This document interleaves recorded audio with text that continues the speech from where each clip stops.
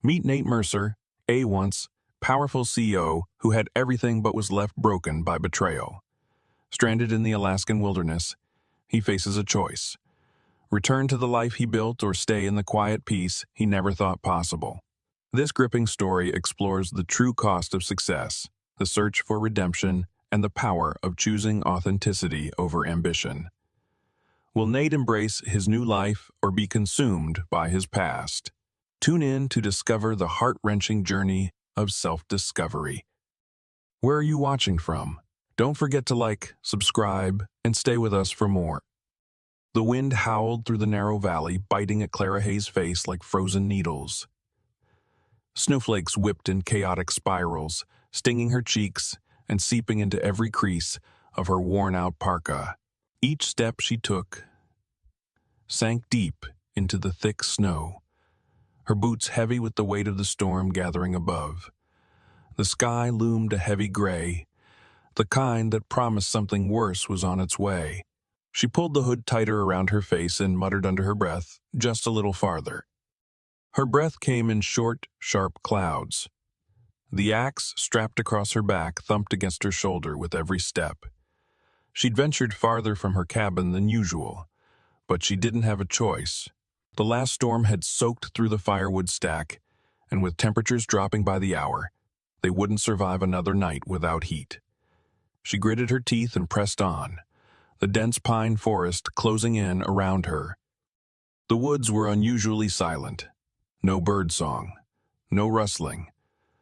No rustling, just the groaning of the wind through the treetops, like the forest itself was warning her to turn back. Clara kept moving, alert but focused until a faint sound stopped her cold. A groan. Low, barely audible, almost swallowed by the wind. She froze, her pulse skipping. It could have been the wind or her mind playing tricks on her. But then it came again. A weak, pain-laced groan. Clara's eyes scanned the white landscape, her breath catching. "Hello?" she called out, voice cautious, uncertain. No answer. She hesitated for only a heartbeat before trudging toward the sound. Her instinct screamed that someone was hurt. She moved carefully, eyes sharp, boots crunching against the icy crust. Then she saw a dark shape, barely visible beneath a mound of snow, half buried beneath a drift near the base of a twisted spruce. Her heart lurched. She dropped to her knees, brushed the snow away with gloved hands, and gasped. A man unconscious, barely breathing. His face was pale, rimmed with frost, dark hair frozen stiff around the edges. His coat looked expensive but was torn and soaked through. His lips were tinged blue, and his body was frighteningly still. "Hey, can you hear me?" she shouted over the wind, shaking his shoulder. He groaned faintly, eyes fluttering, not quite opening. His fingers twitched. "Come on, stay with me," Claire urged, leaning in close. "You'll die out here if you don't move." A raspy whisper escaped his cracked lips. "Help." Her gaze dropped to his leg, twisted unnaturally, blood staining the snow around it. A broken leg. Out here, in this weather, he wouldn't last another hour. Clara cursed under her breath. Braced herself, and tried to lift him. He was heavy, dead weight. Her muscles strained as she hoisted him up, slinging his arm over her shoulder. "I don't have time for this," she muttered through gritted teeth, taking one step at a time, battling the wind and the snow with every movement. The journey back to the cabin was a nightmare. Her legs trembled, breath burning in her lungs, arms aching as she dragged him through knee-deep snow. But Clara didn't stop, not even when her foot slipped, or when the wind nearly knocked her down. The man was unconscious the entire way, his head resting limply against her shoulder. By the time the cabin came into view, its chimney thinly trailing smoke, Clara's legs were jelly. She kicked the door open and nearly collapsed with him in her arms. The warmth inside hit her like a wave. The fire in the hearth crackled softly, casting orange light on the wood-paneled walls. She eased the man onto the old couch near the fire, stripping off his frozen coat and boots. His skin was ice cold, hands stiff, the tips of his fingers tinged gray. She grabbed every blanket she could find, wrapping him tightly before hurrying to heat water on the stove. Her grandfather stirred in the back room but didn't get up. Clara ignored it, kneeling beside the stranger, examining his injuries. The gash in his leg was deep, raw, still oozing blood. She clenched her jaw and got to work, cleaning and wrapping it, whispering under her breath, "Who the hell are you? And how did you end up here?" The man didn't answer, but Clara had a sinking feeling in her gut that whoever he was, this was only the beginning.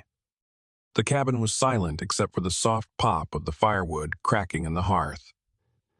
Shadows danced across the worn wooden walls as the flames flickered, casting a warm, flickering glow over the small space. Clara moved quickly and with precision, grabbing a clean towel, a chipped metal bowl, and the bottle of homemade antiseptic her grandfather swore by. The man on the couch hadn't stirred since she'd bandaged his leg. His breathing shallow, skin still pale from the cold. Every few minutes, she checked his pulse, her fingers pressing gently to the side of his neck, making sure he was still fighting. Behind her, a creaky door opened, and Earl's gravelly voice broke the stillness. "You dragged in a stranger during a blizzard?"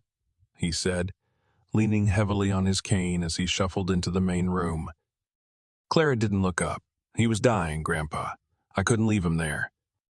Earl grunted, stepping closer and eyeing the unconscious man suspiciously. "And maybe there's a reason he was out there half dead. People don't just end up like that without trouble chasing them." Clara wrung out the towel and dabbed at the man's forehead. "He didn't exactly hand me a resume."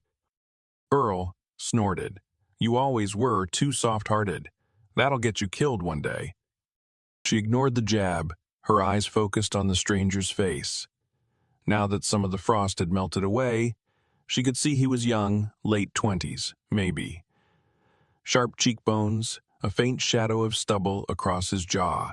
There was a certain Polish to him, even in this battered state.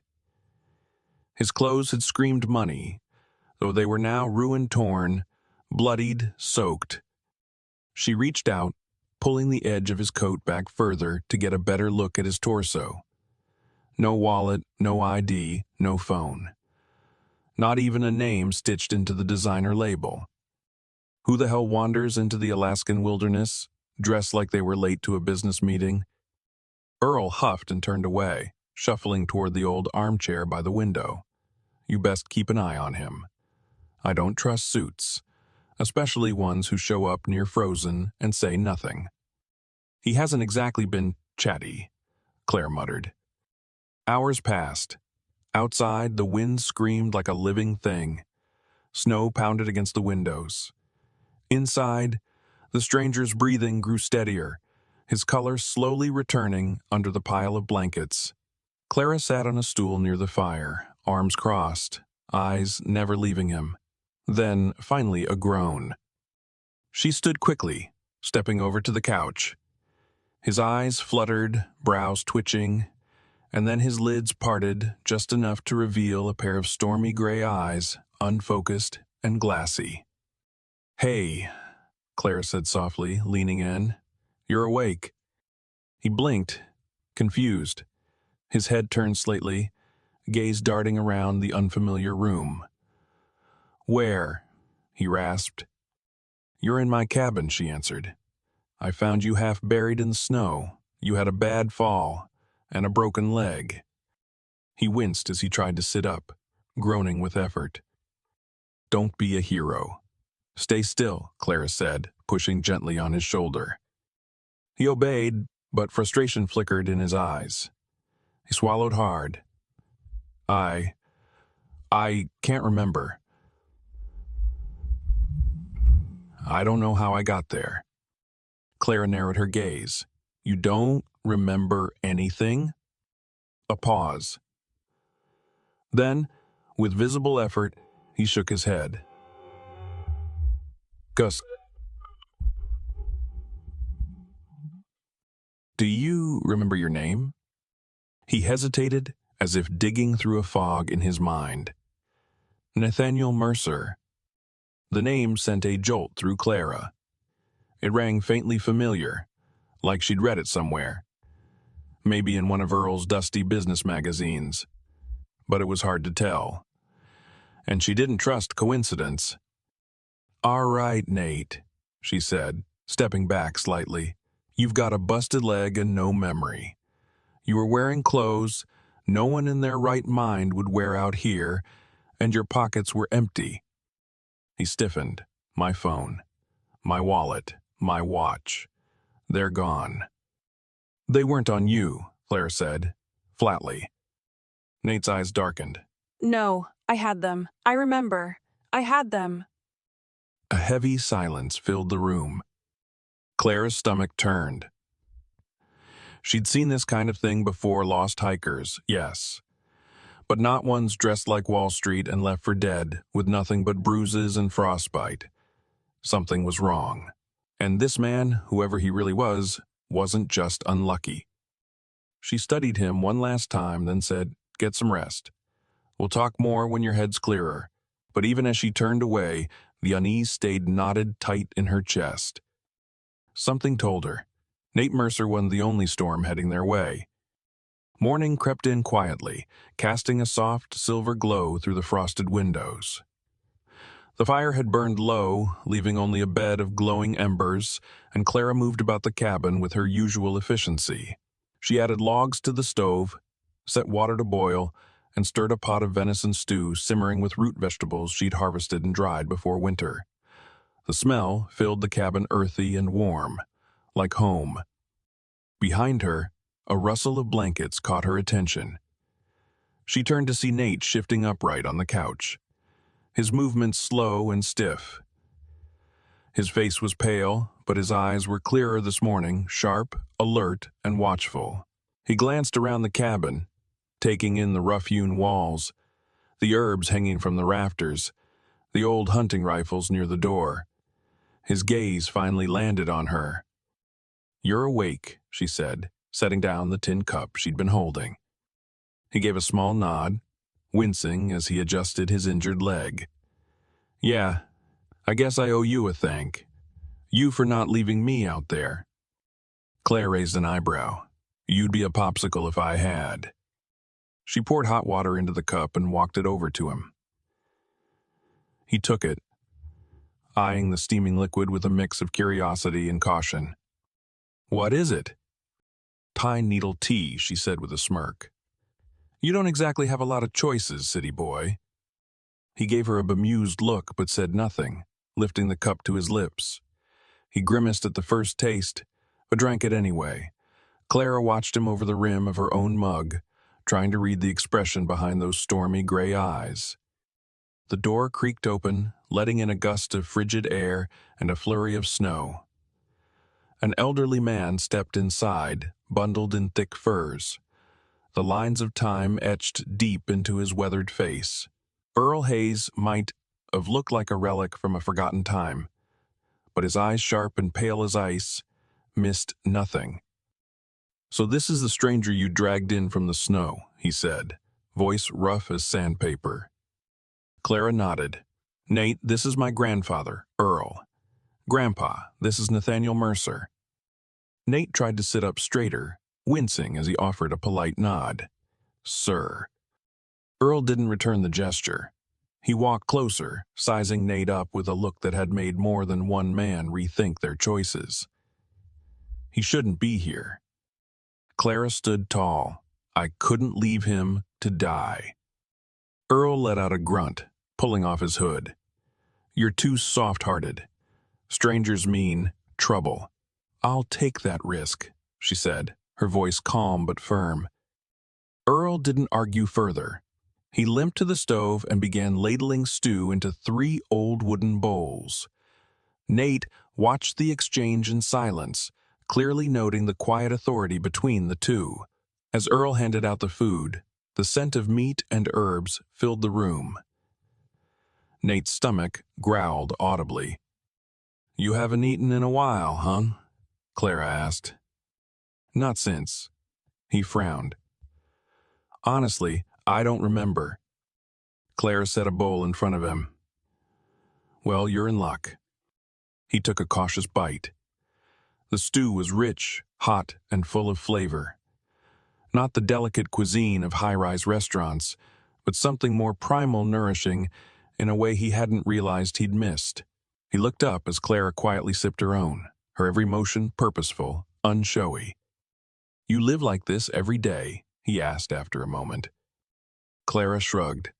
Hunting, chopping wood, keeping the stove lit, making medicine. Yeah. It's not easy, but it's life. Nate stared into his bowl, stirring the stew absently. I don't think I've ever had to work that hard for anything. Earl let out a bark of a laugh. Doesn't surprise me. Nate smirked, despite himself. Clara studied him for a moment. There was something surreal about this man. Clearly used to tailored suits and marble floors, sitting at her table, eating stew with a carved wooden spoon. He didn't belong here.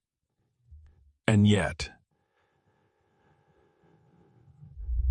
there was something in the way he looked at the food, the cabin, even the firelight dancing across the walls, like he was slowly waking up to a world he'd never known. Maybe, she thought, he wasn't as lost as he seemed. The day settled into a quiet rhythm. Nate's strength was returning, slowly but noticeably. He could sit up now without wincing, and he no longer needed Clara's help to move around the cabin, though he still walked with a limp, favoring his injured leg. The silence between them was no longer tense. It had softened, filled with shared meals, occasional conversation, and the crackling of the fire that never seemed to die. Clara had stopped hovering over him like a nurse and started treating him more like a temporary roommate, though the lines between wariness and trust still danced in her eyes. One evening, just as the last light faded behind the pines, Nate sat upright on the couch, his arms resting on his knees, watching the fire. Clara was sitting at the table, sewing a patch into the elbow of one of Earl's old coats. The cabin smelled of smoke and pine, and something simple and hearty simmered on the stove. I need to tell you something, Nate said, breaking the silence.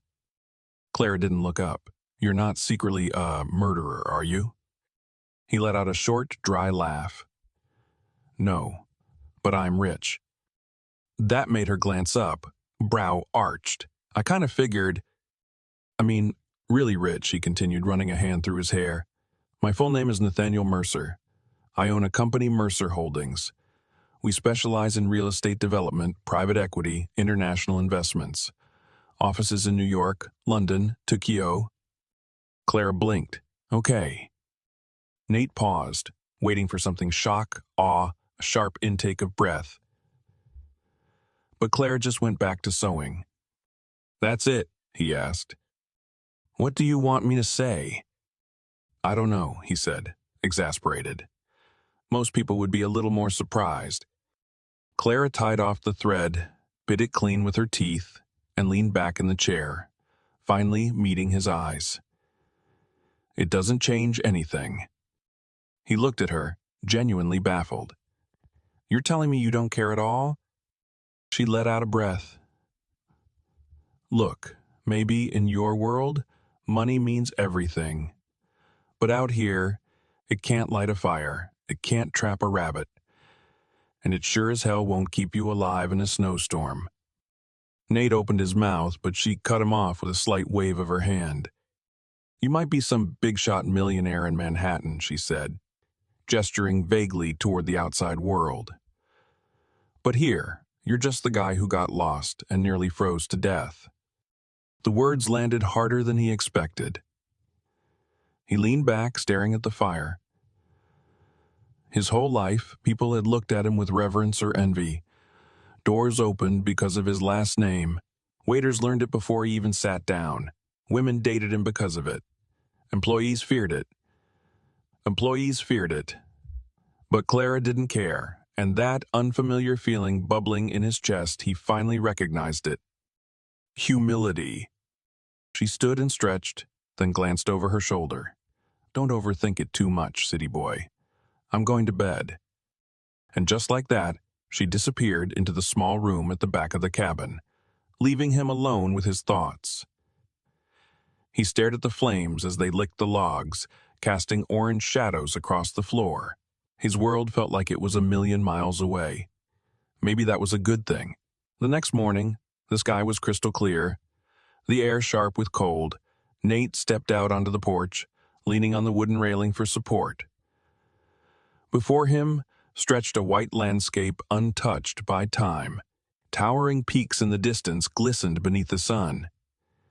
And for the first time in years, he felt like he wasn't suffocating. Clara rounded the side of the cabin, an axe slung over her shoulder. She glanced at him, then at the dwindling woodpile by the door. "If you're gonna stand there all day, you might as well make yourself useful," she said, tossing a pair of gloves at his chest. He caught them, barely. "Chopping wood? Seriously? Unless you'd rather freeze." He sighed, pulling the gloves on. He had negotiated billion-dollar contracts, chopped 0 logs. But something about the smirk on Clara's face made him want to try. And so, he followed her to the clearing, the snow crunching beneath their boots, wondering what the hell he'd gotten himself into and why, for the first time in his life, that didn't terrify him. The clearing behind the cabin was dusted in fresh snow, the kind that sparkled under the morning sun but turned to icy slush the moment it got into your boots. Clara stood beside a waste, high pile of uncut logs, setting the axe down with practiced ease. Nate followed behind her, tugging on the 2 large gloves she'd tossed at him earlier. They smelled faintly of pine and smoke, like everything else in this place. He stared at the pile, then at the axe, then at her. "You really do this every day?" Clara tilted her head, a teasing smile playing on her lips. "Not every day. Just the days we want to stay alive." Nate sighed, reaching for the axe. The handle was worn smooth, the blade nicked and rusted at the edge, but it felt heavier than he expected, more real than anything he was used to. His first swing was an embarrassment. The axe glanced off the side of the log with a dull thud, kicking up a puff of snow, but barely leaving a dent. Clara didn't laugh. She just crossed her arms and raised an eyebrow. "Okay," he muttered. "Maybe a little harder than it looks." "You're not closing a deal here," she said, stepping forward. "Adjust your grip. Feet shoulder, width. Let the axe do the work." She moved closer, her hands brushing his as she repositioned his grip on the handle. Her touch was firm, her fingers calloused, her breath a warm fog in the cold air. Nate was momentarily distracted, not by the axe, but by the way her wind-tousled hair caught the sunlight. The sharp line of focus in her eyes, the contrast between her rough edges and quiet steadiness. "Now try again," she said. He did. This time, the axe sank into the log with satisfying crack, splitting the wood clean down the middle. He looked at it stunned. Clara grinned. "There you go, see. Not all suits are useless." They fell into a rhythm, after that Clara chopping with ease, Nate doing his best to keep up. His swings were uneven, his aim inconsistent, but with each crack of wood, something shifted inside him. There was a strange satisfaction in the simplicity of it, in doing something with his hands that didn't involve signing papers or attending meetings or pretending to care about things he didn't. After an hour, his shoulders ached and his hands throbbed despite the gloves, but he didn't complain. Clara tossed him a canteen of water and plopped down on a nearby stump, brushing snow from her boots. "You're not terrible," she admitted, cracking open a protein bar and offering him half. Nate took it gratefully. "Coming from you, that feels like a gold medal. You'd be surprised what counts as success out here. Not dying, for one." He chuckled, biting into the bar. It was dry and bland, but after the effort, it tasted like a feast. He looked around. The world so quiet, it felt sacred. The air was cleaner than anything he'd breathed in the city. The silence so complete, it made him feel like he was hearing his own thoughts for the first time. "I don't know how you do this," he said finally. "Live out here, I mean." Clara shrugged, her gaze on the distant tree line. "Wasn't always the plan. My mom got sick when I was 17, moved here to take care of Grandpa. Then she passed, and this just came life." Nate was quiet for a moment. "I'm sorry." "Don't be," she said. "It's not a sad story, just a hard one." He looked at her then, really looked. Not just the tough exterior or the survivalist edge, but the resilience beneath it, the way she moved through her world with purpose, how she never complained, never hesitated, never hesitated, never hesitated, never asked for anything. Back in his world, people performed kindness like it was a transaction. Here, Clara had pulled a half-dead stranger from the snow with no promise of anything in return. That kind of integrity wasn't just rare, it was almost extinct. They worked for a while longer, the sun climbing higher in the sky. Nate's swings grew steadier, the pile of chopped wood slowly stacking up. When they finally called it for the day, he felt exhaustion creeping into every joint, but also a strange, grounding peace. As they walked back toward the cabin, he glanced at Claire and said, "I think I'm starting to get it." She raised an eyebrow. "Get what?" "This place," he replied. "This life." Clara didn't answer. But the faint smile tugging at the corner of her mouth told him that maybe, just maybe, he wasn't entirely hopeless. The days blurred together, each one a mixture of hard work and quiet reflection. Nate was no longer a stranger in Clara's cabin, and he wasn't just the man who had stumbled into her life half dead in the snow. He had become part of the rhythm, a presence that was gradually woven into the fabric of her days. They spent mornings cutting wood, afternoons repairing the cabin, and evenings by the fire, the two of them in comfortable silence. Clara had stopped giving him a hard time for being a city boy after all. It wasn't his fault that the world outside Alaska didn't require people to do anything by hand. But as the days grew longer and the wind outside less biting, something else had been shifting. Nate's memories had come back to him in fragmented bursts, flashes of his life before the storm, the business meetings, the cold betrayal by his assistant, and then the blinding white of snow. Every time he tried to piece it all together, his thoughts were clouded by a lingering sense of dread, as if something or someone was still watching him. But it was the conversation they had one evening that made everything click. Nate was sitting on the couch by the fire when Clara returned from checking the traps. Her boots left a trail of snow behind her, and she dropped the heavy bag of supplies onto the table with a sigh. She removed her gloves and walked over to the stove, her movements easy and purposeful. Nate watched her for a long moment, then decided to speak. "I think I know what happened," he said, his voice low. Clara glanced over her shoulder, not stopping her task. "What do you mean?"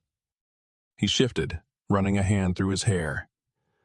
"When I was out there, I didn't just get lost. I was left there to die." Clara froze, her fingers stilling on the kettle. She turned to face him, a frown tugging at her lips. "What do you mean, He exhaled sharply, the weight of the realization settling on him like a stone. "My assistant, Jonathan Reed. He's the one who put me out there. He drugged me, took everything I had, my phone, my wallet, my watch, and left me to freeze in the storm." Clara didn't speak, but her expression hardened, something dark flickering in her eyes. "I thought it was an accident at first," Nate continued, "but the more I think about it, the more I'm certain. He was the last person I saw before everything went black. He set it all up. He knew I wouldn't survive. His voice faltered slightly. He wanted my company, my position. If I was gone, he would have taken over. Clara was silent for a moment, the fire crackling between them.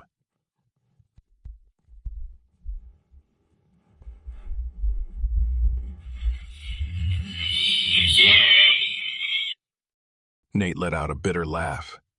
That's the world I come from. Power, greed, and betrayal. It's all just business. Clara's gaze softened slightly, but her jaw tightened. It's not business. It's life and death. And you were just a pawn. He nodded, a deep frown pulling at his features. Yeah, but I can't let him get away with it. I have to go back. I have to go back. I have to stop him before he ruins everything. Clara studied him for a long moment. The weight of his words settled in her chest, and she stepped forward, setting the kettle down gently. She crossed her arms, her posture unyielding. "And what happens after you stop him?" she asked. "You go back to your life in the city, your company, your money?" Nate's eyes narrowed. "It's not just about the money. It's about justice. He tried to kill me, Clara. He needs to pay."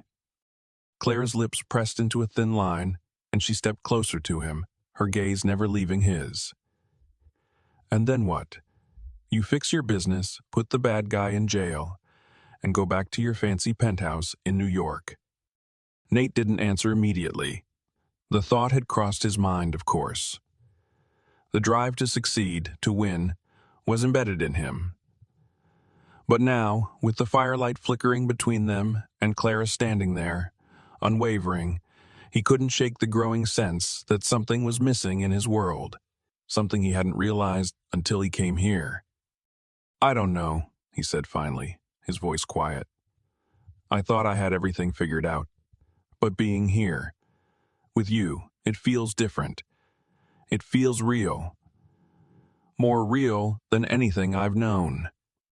Claire's gaze softened, though her stance didn't change. She didn't speak, but the look she gave him told him everything he needed to know. She had always known what was important. Nate stood, his heart pounding with a new kind of clarity. He wasn't sure what he was looking for, what he needed to find. But standing there in the warmth of the cabin, with Clara and the quiet fire, he realized something. Maybe it wasn't just about going back to fix what had been broken. Maybe, for the first time in his life, he needed to figure out who he was without all the things that had defined him before. Clara's voice broke the silence.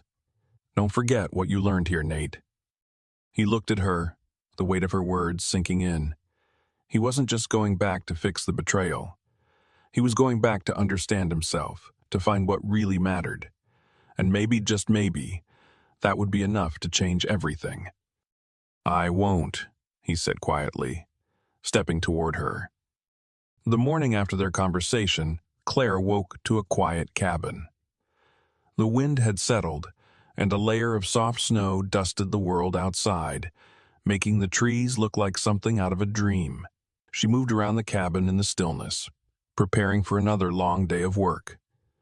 But her mind kept returning to Nate's words the night before his confession that he'd been betrayed, left to die by the one person he trusted most. The weight of that revelation lingered in the air between them, heavy and unsettling. Clara glanced at the fire, its flames flickering lazily as she stoked the logs. She had always known betrayal was a part of the world, had seen it more times than she cared to count. But hearing it from Nate, hearing him speak about it so plainly, felt different. There was a quiet sadness in his voice that she hadn't noticed before. And it wasn't just the betrayal that weighed on him. There was something else, something deeper, that he was still working to come to terms with. Nate had spent the morning pacing around the cabin, his restless energy impossible to ignore. It wasn't just the injury. It was the feeling of being trapped. But Clara didn't ask about it. She had learned long ago that silence spoke volumes in moments like this. She focused on the chores that needed to be done tending to the fire, organizing the small stack of dried herbs, making sure the cabin was secure for another night in the wilderness. It was then that he approached, his expression darker than usual. He hadn't said much since they'd talked about the betrayal, but Clara could sense the storm brewing beneath the surface. His usual calm demeanor was slipping, replaced by quiet determination that felt almost dangerous. "I need to go back," Nate said, his voice quiet but firm. "I need to face him." Clara didn't look at him right away. She didn't need to. She could hear it in his tone, the urgency, the finality. There was no stopping him now. "You don't have to do this," she said, finally turning to meet his gaze.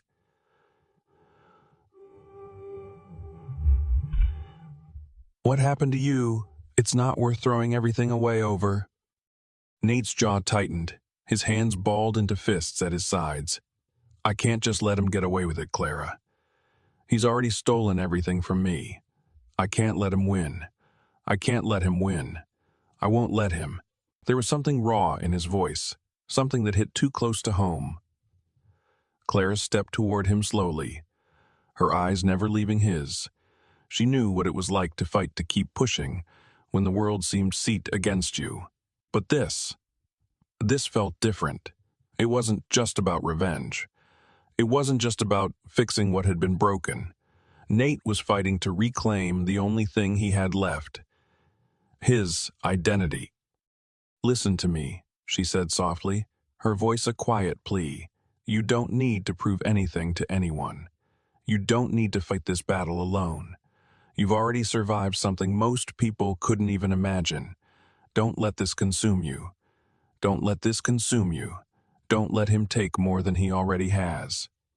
For a moment, Nate didn't say anything. His eyes flickered with conflict, as if the words Clara spoke were pulling him in two different directions. He took a deep breath, as though trying to push down the emotions that surged inside him. But Clara saw the pain in his eyes, the fear. And it wasn't the fear of losing his company or the fight for justice. It was the fear of losing himself. "You don't have to go back," she repeated, her voice softer now. "You don't need to prove anything. You've already shown me who you are. That's enough. You're enough." Nate swallowed hard, his throat tight. He didn't speak for a long time. His gaze distant, lost somewhere between the life he had known and the one he was now beginning to understand. Clara watched him, her heart heavy with the weight of the choice he was about to make. Finally, he exhaled, his shoulders slumping. The tension that had gripped him for days seemed to ease, just slightly, like a breath let out after holding it in too long. "Maybe you're right," he said quietly, almost to himself. "Maybe I don't need to go back. Maybe I just need to stay here." Clara nodded, the faintest smile touching her lips. She didn't need him to say anything more. His decision was made, and it was the first step towards something he had never truly understood until now, peace. In that moment, standing there in the quiet cabin, they both realized something that had been true all along. They didn't need to chase what they had lost. They only needed to find what they had right in front of them. Days passed, and the rhythm of life in the cabin began to feel like a strange kind of normal. Nate had adapted, slowly but surely. The rugged simplicity of life in the wilderness had become less of a burden and more of a refuge. It was as if the land had seeped into his bones, grounding him in a way the bustle of New York never had. His leg had healed enough that he could move around without much pain, though he still limped. It wasn't a perfect recovery, but it was enough to let him carry his weight and help Clara with the daily chores. The mornings began with the sun peeking over the snow-covered mountains, its light casting long shadows over the land. Clara and Nate would work side by side, chopping wood, gathering food from the traps, and doing the small, repetitive tasks and doing the small, repetitive tasks that kept the cabin functional. There was something comforting about it. No phone calls, no meetings, no expectations. Just the quiet hum of the world outside and the warmth inside. It was different. But peace was a fragile thing, and Nate knew it. One evening after dinner, as Clara cleaned the table and Earl sat by the fire, Nate found himself standing by the window, staring out at the snow-covered wilderness. His gaze was distant, lost in thought, when Clara appeared at his side. She had a way of moving so quietly that he never heard her approach. She stood beside him, looking out at the same vast landscape, but her mind seemed to be somewhere else entirely. "You're thinking about it, aren't you?" Clara asked, her voice low. Nate didn't answer immediately. He didn't need to. His mind had been racing ever since he'd come to a decision that had been gnawing at him ever since his memories started to come back. There was still a loose end, something unfinished. His company, his position, everything he had worked for. He couldn't just leave it all behind. "I'm thinking about going back," Nate said finally, his voice rough with uncertainty. "I know I promised I wouldn't. But I can't just walk away from it all. I have a responsibility to my company, to the people who depend on me." Clara didn't look at him immediately, but she didn't need to. She understood. She had always understood. She had seen the way the city had shaped him, the way his success had become his identity. And now that he was here, in the quiet of the Alaskan wilderness, it seemed like the only thing holding him together was the idea of going back. "You don't owe anyone anything," she said quietly. "Not anymore." He turned to face her then, meeting her eyes. "But I owe it to myself. To prove I'm not just some guy who got lucky. To show that I can fix this, even if it means going back to the fight." Clara sighed softly, her gaze drifting out the window, over the white expanse. She knew the weight of his words. She understood the pull of ambition, the desire to prove oneself, but she also knew something that Nate hadn't yet realized, that success in the world he came from didn't guarantee happiness, and sometimes it took losing everything to find what truly mattered. "You've already proved yourself," Clara said, her voice gentle but firm. "You don't need to fight for something you've already won. You've got more here than you've ever had back there, more than you think." Nate opened his mouth to argue, but the words didn't come. Instead, he stood there in the silence, letting her words sink in. He thought about everything he had fought for: the deals, the money, the power, and then he thought about the days he had spent here, in this cabin, with Clara and Earl, learning to survive, to find peace in the simplicity of life. He thought about the things he had gained that money could never buy. Trust, respect, love. For the first time in a long time, Nate allowed himself to imagine a different kind of life, a life that didn't depend on the skyscrapers or the boardrooms. A life where he didn't have to prove anything to anyone. Clara stood beside him, her presence grounding him in a way he hadn't expected. "I won't hold it against you if you go," she said softly, "but I hope you'll stay." Nate swallowed hard, his chest tightening. For the first time, he realized that the world he had once known was no longer his. This cabin, this land, this people, they were his home now. He wasn't sure what the future held, but he knew he had a choice. And maybe, just maybe, he had found the strength to choose something new. "I'm not going back," Nate said finally, the words steady and true. "Not this time." Clara smiled, and the world seemed to settle into place. The following days carried a strange sense of stillness that Nate had never known before.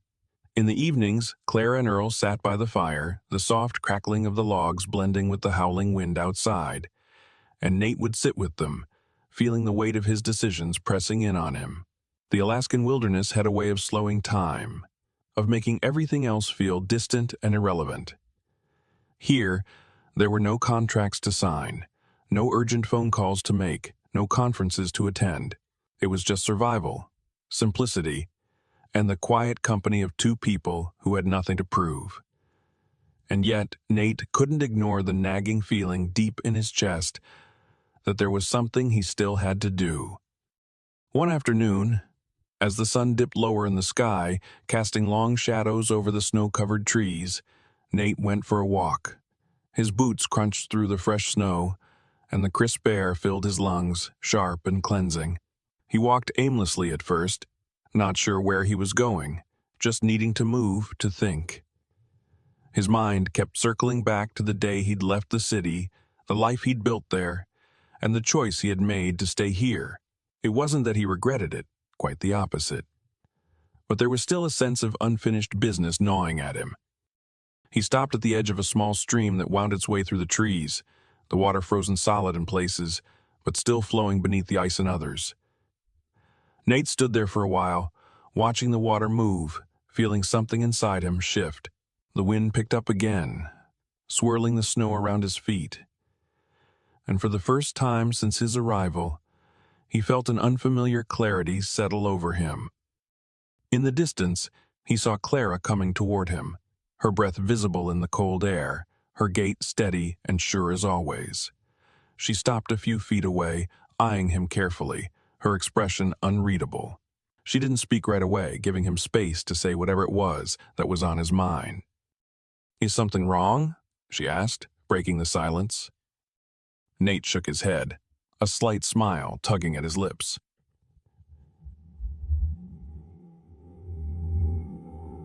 "I'm just thinking." Clara tilted her head slightly, sensing the shift in his mood. "About what?"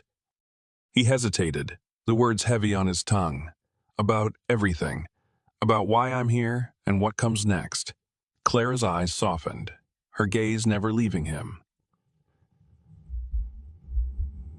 She didn't push him, just waited, her presence calm and reassuring. Nate let out a slow breath, his breath fogging the air in front of him. "I came here to escape, to run away from everything. From the company, from the lies, from who I used to be. But now, I feel like I'm running towards something I didn't even know I was looking for." Clara studied him, her face gentle. "And what is that something?" He met her eyes, and for the first time in a long time, he didn't feel the need to hide behind the walls he'd built. "Peace," he said simply. "A life that's real, not defined by money or power or success, but by the people I care about, by doing something that matters." Clara took a step closer, her boots making no sound in the snow. "You've already found it, Nate. You don't need to go back to prove anything."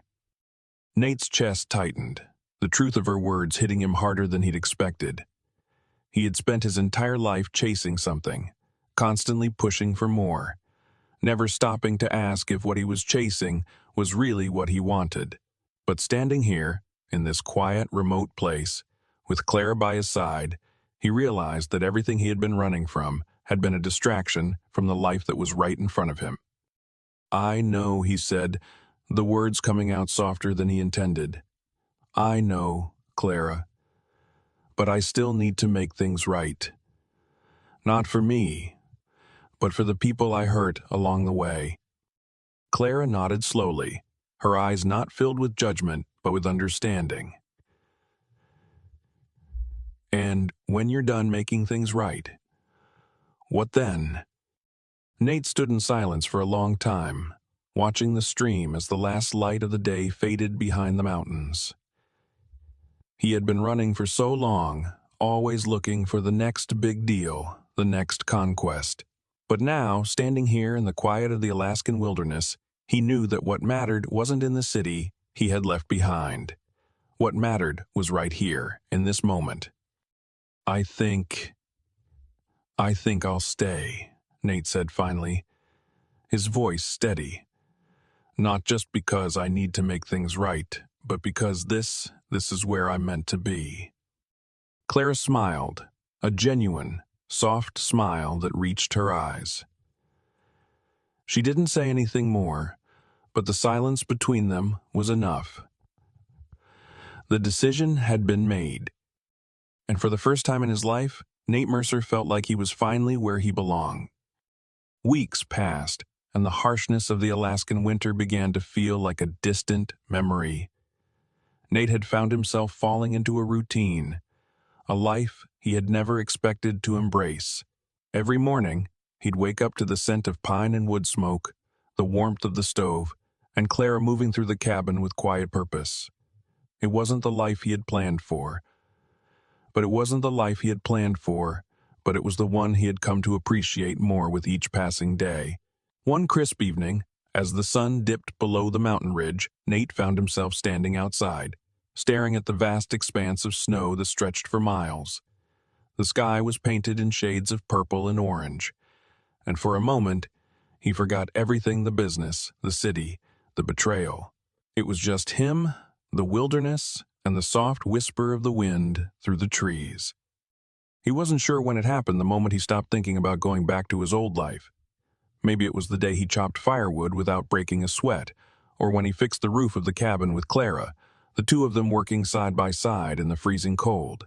Maybe it was when he realized how little he missed the chaos of New York, how the absence of the constant hum of phones and emails had created a space in his mind he didn't know was there. Or maybe it was something simpler, the feeling of belonging that had settled into his bones, a feeling he had never truly understood before. Clara stepped out from behind the cabin, her face flushed from the cold, her breath misting in the air as she approached him. She didn't speak right away, just stood beside him, looking out at the horizon. "You've been quiet," she said finally, her voice soft but perceptive. Nate exhaled, his breath visible in the frigid air. He didn't know how to explain it, this shift, this change inside him. The man who had arrived in Alaska months ago was a stranger now, a man who had been broken and put together again by the simplest things in life: hard work, quiet moments, and the company of someone who didn't ask for anything but honesty. "I've been thinking," Nate began, his voice more uncertain than he intended. "About everything. About the life I had before, and the life I have now." Clara glanced at him, her expression unreadable, but there was a softness in her eyes. She didn't rush him, just waited, letting the silence stretch between them. "I was always running," Nate continued, "always chasing something, trying to build this empire, but never stopping to ask if it was really what I wanted. And now, I realized that I never really knew what I was running toward. I thought it was success, power, money, but none of that matters out here." Clara took a small step closer, her presence a steady comfort. She didn't interrupt, just listened as Nate's words began to flow, unfiltered and raw. "I've been trying to make sense of it all, of the betrayal, of everything that led me here. But the truth is, I didn't need to go back to fix any of it. I needed to be here, in this place, with you and Earl, learning what it means to live without the weight of everything else." Clara didn't say anything at first, but she reached out, her hand brushing against his arm, a simple gesture that spoke volumes. She had always understood the things he couldn't articulate. "So, what now?" she asked quietly. Nate looked at her, the answer clear in his mind. "Now, I stay. I don't need to go back to prove anything. I found what I was looking for right here, in the quiet of the mountains, in the simple moments that matter." Clara smiled, her lips curving into that familiar, knowing smile. There was no surprise in her expression, no question. She had known all along that Nate's journey wasn't about business or revenge. It was about finding a place where he could be at peace. And in that moment, Nate knew that peace wasn't something you found at the top of a mountain or in a corner office. It was something you created, something you built with every small, thoughtful action. He had found it here, In the snow, the firelight, and the quiet company of someone who had shown him what it meant to truly live. "I think this is home," Nate said softly, his voice steady now, without the uncertainty that had marked his earlier words. "I think I've finally found it." Clara didn't respond with words, but her smile was all the confirmation he needed. They stood there for a long time, side by side, watching the sky darken, the first stars beginning to pierce the night. And for the first time in his life, Nate felt like he was exactly where he was supposed to be. The weeks following Nate's decision to stay had passed in a quiet, almost rhythmic calm. The days were marked by the work they shared, chopping wood, mending traps, preparing meals together. Each task, no matter how simple, felt important in its own way. Nate had become accustomed to this new rhythm, to the way life in the Alaskan wilderness moved at a slower, more deliberate pace.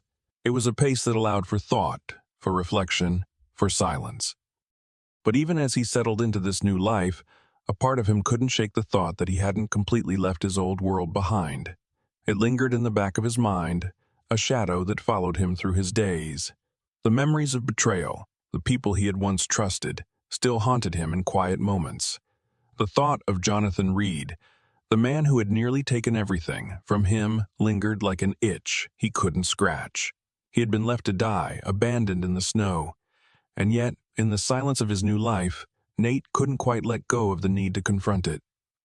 One evening, after a long day of work, Clara found him standing in the cabin's doorway, staring out at the snow-covered mountains, lost in thought. The sky was a deep purple, the last remnants of daylight fading into the horizon. The air was crisp, and the world outside seemed vast, untouched, but Nate could feel the weight of the past pressing down on him. "Something on your mind?" Clara asked, her voice quiet as she approached him. Her footsteps were barely audible on the wooden floor. Nate didn't answer immediately. Instead, he ran a hand through his hair, his eyes still fixed on the wilderness outside. Finally, he spoke, his voice low. "I keep thinking about him, Jonathan.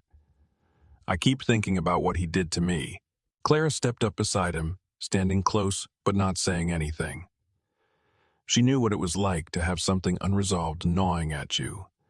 She had seen it in the way Nate sometimes retreated into himself, his mind working over something he couldn't leave behind. "I know," Nate continued, his voice steady now. "But there was an edge to it. I've been trying to let it go, to just live here, but I can't. Not yet. It feels unfinished." Clara turned to face him, her gaze soft but firm. "You don't have to go back to fix it, Nate. You don't have to go back to him." He looked at her then, really looked at her, and for the first time in weeks, he felt the weight of his own uncertainty. "I don't know if I can just leave it like that. He tried to kill me, Clara. I need to face it." She paused for a moment, letting his words hang in the air. Finally, she spoke, her voice calm, yet filled with a quiet strength. "You've already faced it. You've survived it. What more do you need to prove?" Nate's eyes flickered with emotion. "I can't just let it go. He took everything, my life, my company, my trust. I can't let him win." Clara took a slow breath and stepped closer to him. "He's already lost. You're here. You're alive. And you're starting over. That's more than he could ever take from you." Nate's throat tightened. He had been fighting this for so long, fighting the need to prove that he could overcome what had happened to him. But Clara's words, simple as they were, felt like a balm on a wound he hadn't even realized was still open. "You're right," he said, the words coming out softer than he expected. "I've been fighting to go back, to fix everything, but maybe I don't need to. Maybe I don't need to. Maybe this is enough." Clara smiled, the warmth in her expression like the fire that crackled softly in the hearth behind them. It is enough, Nate. It's more than enough. Nate took a deep breath, looking out at the mountains once more, but this time, the weight he had been carrying didn't seem so heavy. Maybe he didn't need to go back. Maybe he didn't need to go back. Maybe he didn't need to face Jonathan again. He had faced enough already, surviving the storm, surviving the betrayal, surviving the loss of everything he had known.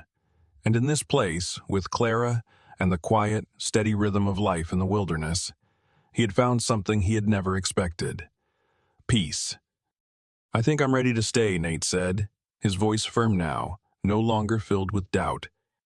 Clara nodded, her smile widening as she reached out and squeezed his hand. "I'm glad you're here," she said softly. And in that moment, Nate knew that, for the first time in a long time, he had found something worth fighting for, not a company, not revenge, but a life that was his, built from the ground up with the people who mattered most. And this time, he wasn't running from it. He was running toward it. The days seemed to stretch out endlessly in the peaceful silence of the Alaskan wilderness. Nate had settled into a rhythm, a quiet life he had never imagined for himself. Each day felt more natural than the last. The hard, honest work of living off the land, the simplicity of it all, was starting to feel like home. Every morning, the cold air would fill his lungs, and he'd stand outside, watching the snow-covered mountains as the light slowly bled into the sky. It was beautiful, breathtaking even, but it was more than just that. It was freeing. One afternoon, after an especially long morning of splitting logs and setting traps, Nate found himself sitting by the window, staring out into the snow-covered forest. Clara was out tending the traps, and Earl was dozing in his chair by the fire, as usual. It was one of those rare moments when the cabin was quiet, and for the first time, Nate realized he didn't mind the stillness. The ache in his chest, the one that had been there for as long as he could remember, had faded, replaced with a sense of contentment. But just as quickly, it came rushing back, a strange knot in his stomach. The past was never too far, always lurking just beneath the surface. He stood up, his thoughts pulling him out the door. The cold air hit him like a wave, sharp and clear, but it did nothing to numb the unease that had suddenly settled over him. He walked aimlessly, his boots crunching in the deep snow, until he reached the edge of the small stream that ran through the valley. He stopped there, staring at the water, now frozen over, the ice reflecting the pale blue of the sky. And then he thought about it, the phone call he'd received a few days ago. His lawyer. The deal was still in motion. The sale of the mine, the one he'd spent months negotiating before the accident, was about to close. His company was thriving without him, just as Jonathan had planned. It was a thought that left him hollow inside. The world he had once ruled, the empire he had once ruled, the empire he had spent his life building, was moving on without him. Nate clenched his fists, staring at the frozen stream, the weight of his old life pressing in on him. He had to decide: go back and fight for everything he'd lost, or stay here and keep building something new. But how could he let go of the life that had defined him for so long?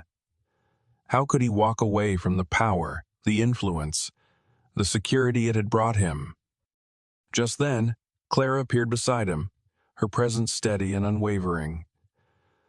She hadn't said a word as she approached, but there was a softness in her eyes when she saw the tension in his shoulders. "What's on your mind?" she asked, her voice gentle but direct. Nate turned to her, shaking his head, a small, ironic laugh escaping him. "I don't know.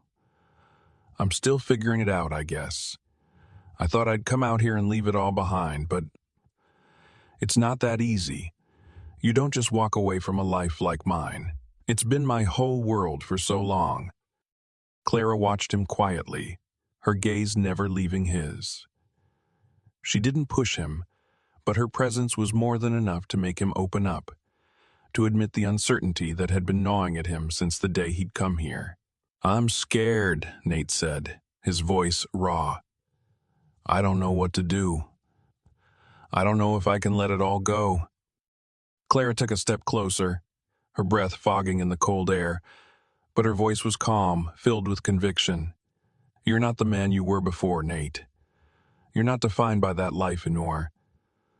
You're not defined by that life anymore. You've built something real here. Something that matters. He looked at her, her words sinking into him like a balm, soothing the ache he hadn't even realized was there.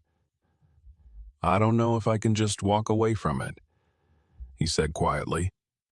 You don't have to walk away, Claire replied, her hand resting gently on his arm. You just have to choose. What do you want more? The life you left behind or the life you're building here? The question hung in the air between them, clear and undeniable. Nate closed his eyes, the weight of the decision suddenly making sense. He had spent so long trying to outrun the past, to outrun his own need for validation, for control. But here, with Clara and Earl, in the quiet of the mountains, he realized that the choice wasn't between two worlds. It was about creating a world where he could finally breathe. I choose this, he said, the words finally coming out with certainty. I choose peace. Clara smiled, and for the first time in a long while, Nate felt the weight of his past finally lift. He had made his choice not just to leave everything behind, but to build something new, something worth living for. The future, as uncertain as it was, no longer seemed so daunting. With Clara by his side, he was ready to face it. As Nate's journey unfolded, it became clear that true peace isn't found in the wealth or success we accumulate, but in the simple moments that bring us back to ourselves. His life in the city, filled with power, money, and relentless ambition, left him feeling empty and disconnected from what truly mattered. But in the quiet of the Alaskan wilderness, surrounded by the raw beauty of nature and the warmth of genuine human connection, Nate found what he had been missing all along: peace, purpose, and authenticity. The lesson here is that we often spend our lives chasing external validation, prestige, wealth, and status, believing they define our worth. But in reality, true fulfillment comes from within. It comes from the choices we make to prioritize the things that truly matter: love, connection, and the courage to live authentically. Sometimes we need to step away from the noise of the world and take a moment to find stillness. In that silence, we can rediscover who we really are and what we truly want from life. So, ask yourself, are you living a life that reflects your true self, or are you running towards something that will never bring you peace? Like Nate, the answer might be closer than you think. If you enjoyed this story, don't forget to like, share, and subscribe to our channel for more heartfelt tales and meaningful lessons. Let us know where you're watching from in the comments. We'd love to hear your thoughts. Stay connected, stay true, and always believe in the power of personal growth.